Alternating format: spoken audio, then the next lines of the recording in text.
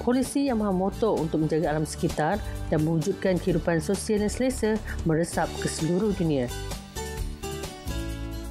In Taiwan, it's not very the boat is not very quiet. So, I take Yamaha's boats.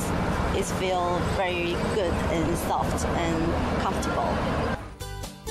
Di Otaru, Chanai, Hokkaido, bot persiaran menggunakan enjin EV Yamamoto demi memberikan kepuasan dan keselesaan kepada penumpang dan penduduk tempatan. Bot Hanmo tersedia untuk membuat pusingan yang lancar. Ia adalah perkhidmatan untuk menunjukkan bangunan bersejarah di sekeliling terusan bagi kepuasan penumpang dan tetamu yang datang berkunjung. 全く音がしません。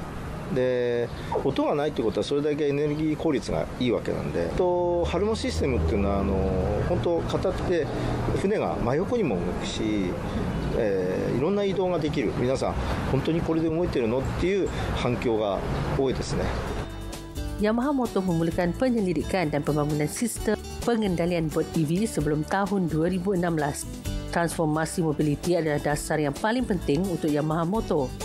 Di tanah, di atas langit dan di dalam air, drone, kenderaan elektrik 2, basikal elektrik, kerusi kenderaan dan pengangkutan marin semuanya menjadi keutamaan Yamamoto. 北米だったり、アジアのいろんな地域でも運河とか湖とか低速でかつ静寂性が求められるそういった運河などでの利用は非常にニーズがあるんではないかなというふうに考えております。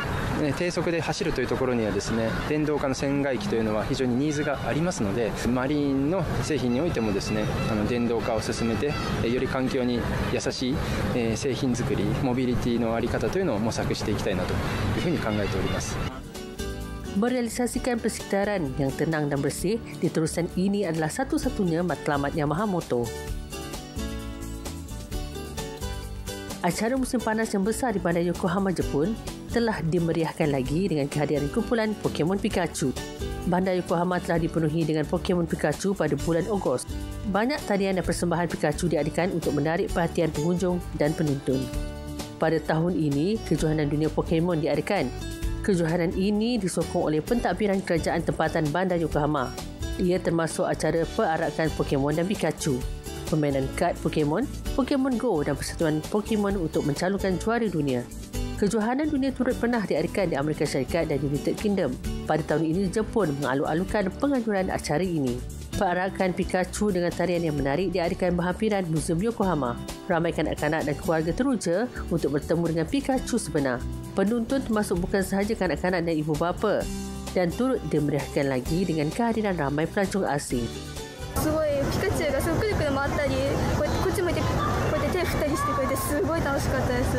ピカチュウって英語で書かれてるのがよくて、これ後ろ向くとそのピカチュウの全国ナンバーが書いてあるのがすごいポイントで、歩いてるとすごい自慢的に歩けてすごい楽しいです。 Dalam acara ini, perarakan khas Pokemon dengan lebih 100 watak keluarga telah diadakan.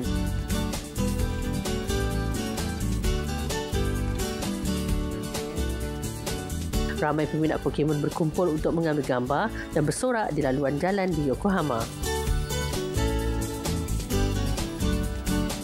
I really enjoyed how energetic the Pikachu were in the march. Like they would turn around and go to the kids. That was really fun. I think it was a really cool event. I was happy I was here.